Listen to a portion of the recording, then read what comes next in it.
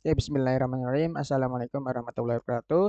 Kembali lagi di channel Diri Sains. Semoga para penonton saya dalam kondisi sehat walafiat.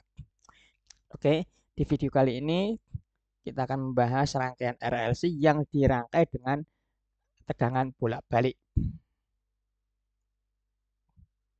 Nah, di mana rangkaian RLC ya berarti akan ada gabungan rangkaian RC, berarti resistor kapasitor, dan rangkaian resistor induktor.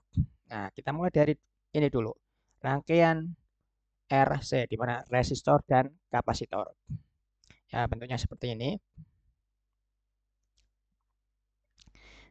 Ya, ini simbol resistor, simbol kapasitor, di mana ada kapasitor jika dirangkai secara seri atau dipasang dengan tegangan bolak-balik akan muncul XC, di mana XC adalah reaktansi kapasitif. Oke ya, XC di sini adalah reaktansi kapasitif yang dirumuskan sebagai 1/omega C, di mana omega adalah kecepatan sudut atau frekuensi sudut, C adalah kapasitansi. Nah, di sini eh, dia akan mempunyai sifat.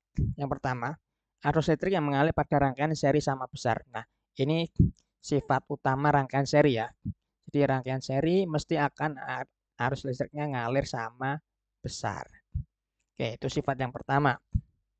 Nah, kemudian arus listrik I mendahului 90 derajat terhadap tegangan pada kapasitor VC. Kita lihat, ini yang mana sih? Oke, yang arus itu yang merah ya. Arus yang merah, terus VC ini yang ungu. Nah, kita lihat arus mendahului. Nah, maksudnya mendahului di sini. Dia dimulai dari posisi 0, sedangkan si VC dia posisi nolnya tapi agak maju sedikit. Makanya di sini dia kita bicarakan sebagai mendahului. Kita anggap sebagai mendahului. Nah, kemudian tidak terjadi perbedaan fase antara tegangan pada resistor VR dengan arus listrik I. Ya, VR yang hijau dan I yang merah. Nah, kalau sama-sama dari 0 berarti dia tidak terjadi perbedaan fase. Nah, yang terjadi perbedaan fase ini ya, VC, I, VC sama VR. Nah, ini yang poin 2 itu sama aja dengan arti yang poin 4, tegangan pada kapasitor VC tertinggal 90 derajat terhadap arus listrik. Nah, ini kalau kita simulasikan pada FET simulation, ya seperti ini ya. Arahnya seperti itu, voltage-nya seperti itu, atau tegangan. Ya, bisa terlihat juga jelas ya sebenarnya. Oke, itu rangkaian RC. Nah, kemudian untuk mempermudah pemahaman kita, kita perlu yang namanya diagram fasor. Apa itu diagram fasor? Adalah diagram untuk memudahkan dalam melakukan operasi aljabar pada fungsi-fungsi trigonometri. Nah, diagram fasor itu sebuah fungsi trigonometri digambarkan sebagai sebuah vektor. Panjang vektor tersebut sama dengan amplitude fungsi dan sudut yang dibentuk vektor dengan arah sumbu datar itu sama dengan fase fungsinya. Contohnya seperti ini. V1 sama dengan V1M. Nah, ini amplitudo M itu maksudnya max, kemudian cos omega T inilah di mana ini adalah uh, fasenya.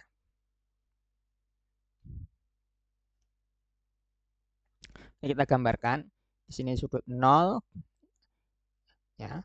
Nah, kemudian di sini V1M ini ya maksimumnya cos omega T. Nah, itu seperti ini. Fasenya kita gambarkan dari sumbu mendatar ke arah kita tarik berlawanan arah jarum jam. Nah, ketika mungkin ada tambahan seperti ini, ya V2M set ya amplitudo berarti panjang vektornya. Kemudian omega T plus V0. Ya udah kita buat posisinya dari 0. Omega T plus V0. Ya, kita tarik seberlawanan arah jarum jam sudutnya.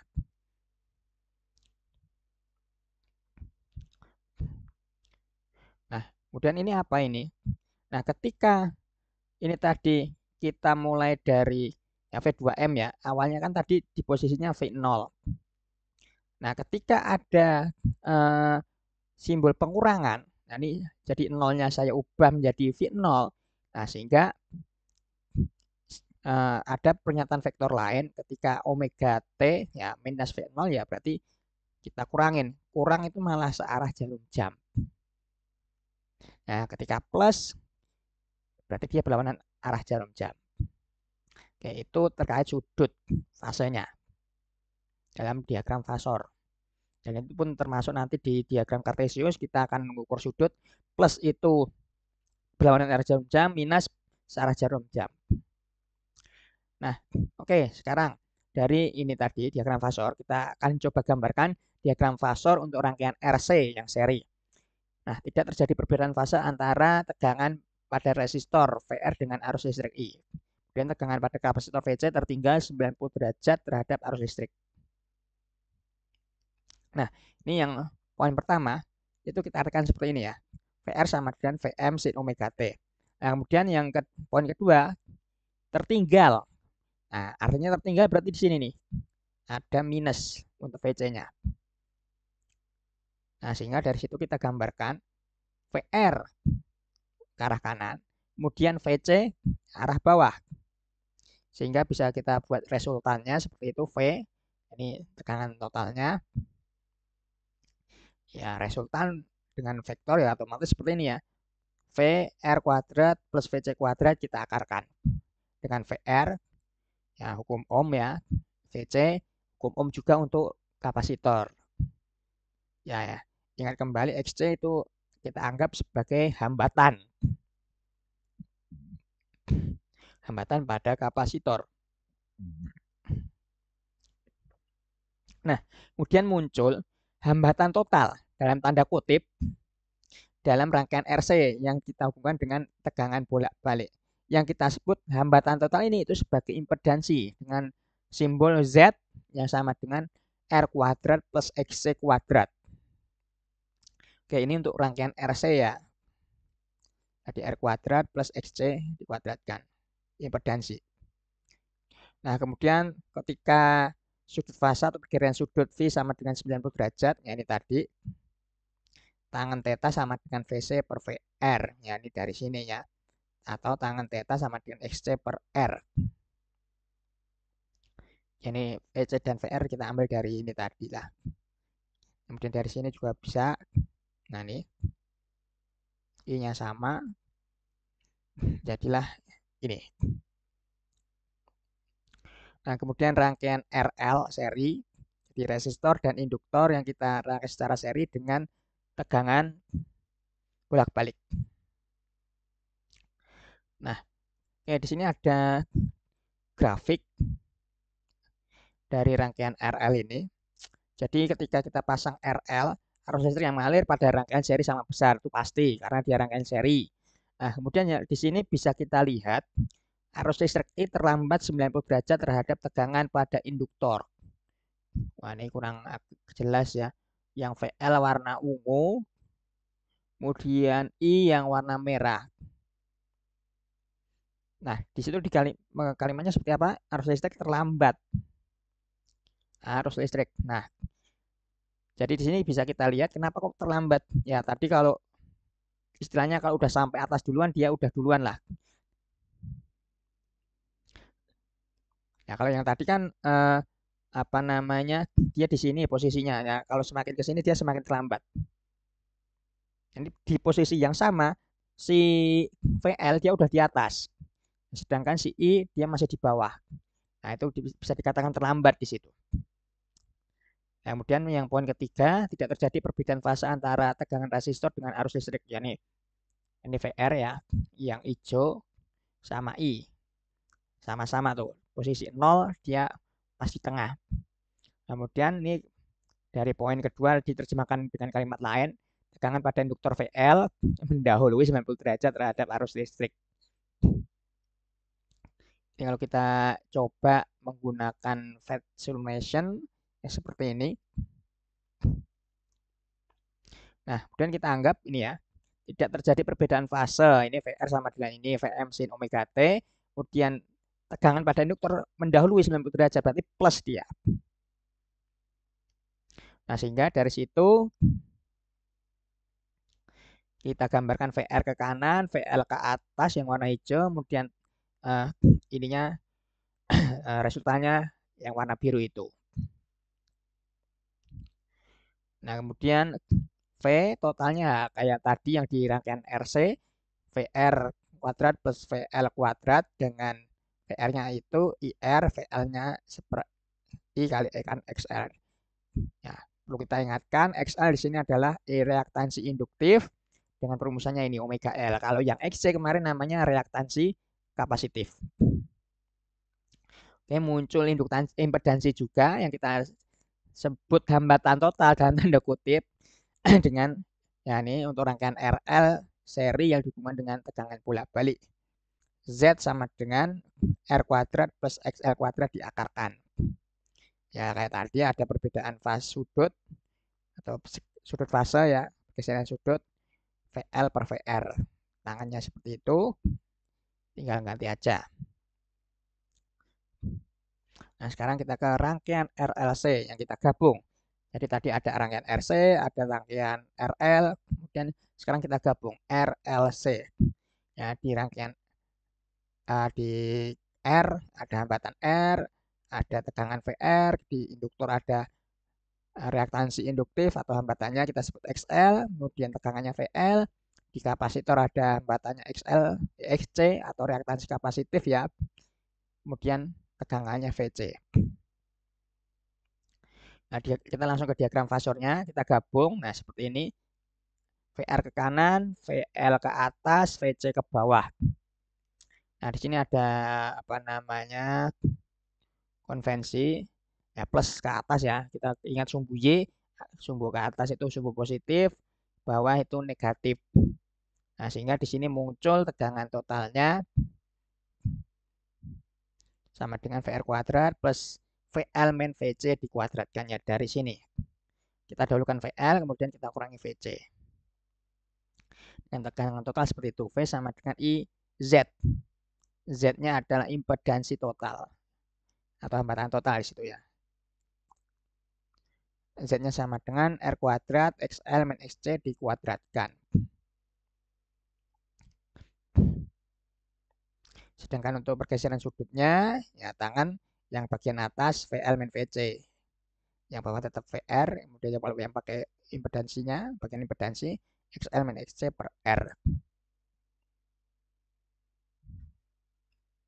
Nah, kemudian muncul sifat-sifat lain. Ini dari beberapa kemungkinan pada rangkaian RLC muncul seperti ini. Ketika XL itu lebih besar dari XC, rangkaian akan bersifat seperti induktor.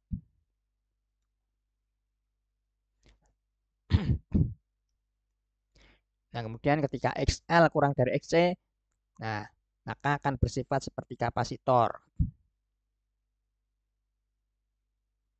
Ini tinggal baca sendiri, tapi yang paling ini. Nah, kemudian, nah yang kedua, yang ketiga terakhir, ketika XL sama dengan XC, atau nilai Z sama dengan R. Nah, ketika Z sama dengan R di sini, maka akan terjadi resonansi. Nah, kok terjadi resonansi? Nah, kita ingat kembali XL itu adalah omega L. Nah, kemudian XC itu sama dengan seper omega C. Kemudian kita ingat juga omega sama dengan 2πf. Nah, sehingga saya tulis di sini 2πfL sama dengan seper 2πfC. Nah, 2πf-nya saya pindah, F-nya saya pindah ke kiri semua, F kuadrat jadinya kemudian 1 per 2pi kuadrat LC. Nah, dari sinilah muncul frekuensi. F kuadrat sama dengan akar dari nah F-nya jadi akar 2pi kuadrat gitu kan ya, LC. Atau bisa saya tulis seper 2pi akar seper LC. Nah, ini dalam perumusan ini seharusnya kali. Nah, ini yang kita sebut sebagai frekuensi resonansi di sini nih. Nah, ini frekuensi resonansi.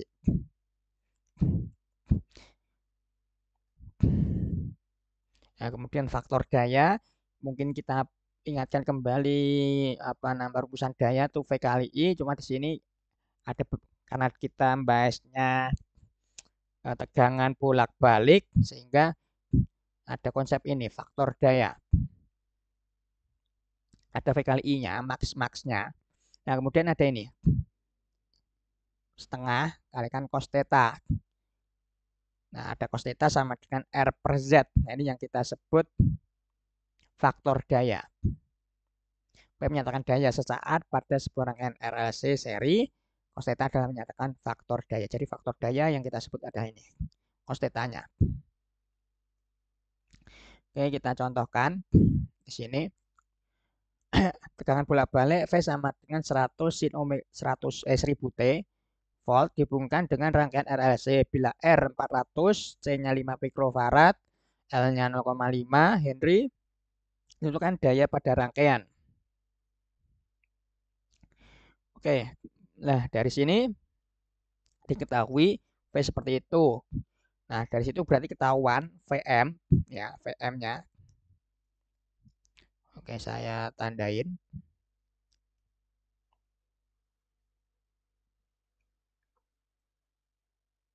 Ini Vm, ini omega. Oke, tadi faktor daya adalah cos theta sama dengan R per Z. R-nya sudah ada. R-nya sudah ada, berarti Z-nya yang belum. Berarti mau nggak mau kita harus nyari Z dulu di sini. Z itu sama dengan R kuadrat plus XL min XC dikuadratkan. Nah, XL-nya belum ketemu. Nah, ini XL kita cari dulu. XL sama dengan omega kali L. Omeganya 1000 kali L-nya 0,5 Henry, 500 ohm. X-nya seper omega C, seper 1000, C-nya 5 mikrofarad. Ya, ini ya. 6 dibagi 5000 ya, 200. Nah, kemudian Z-nya R kuadrat 400 plus XL-nya 500 minus XC-nya 200.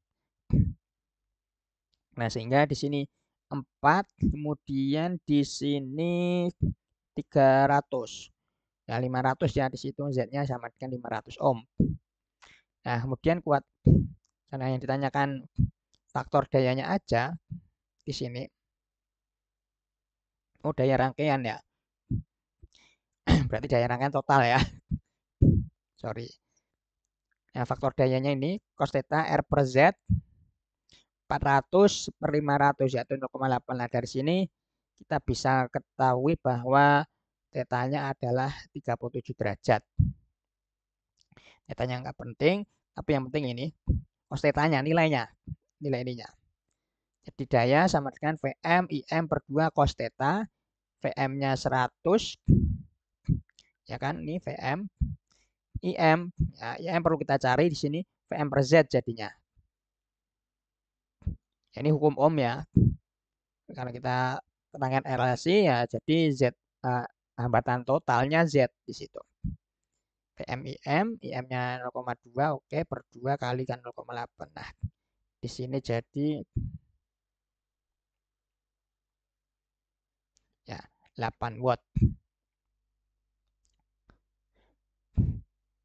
Oke, sudah latihan soal berarti selesai sudah untuk materi yang saya sampaikan di rangkaian RLC ini.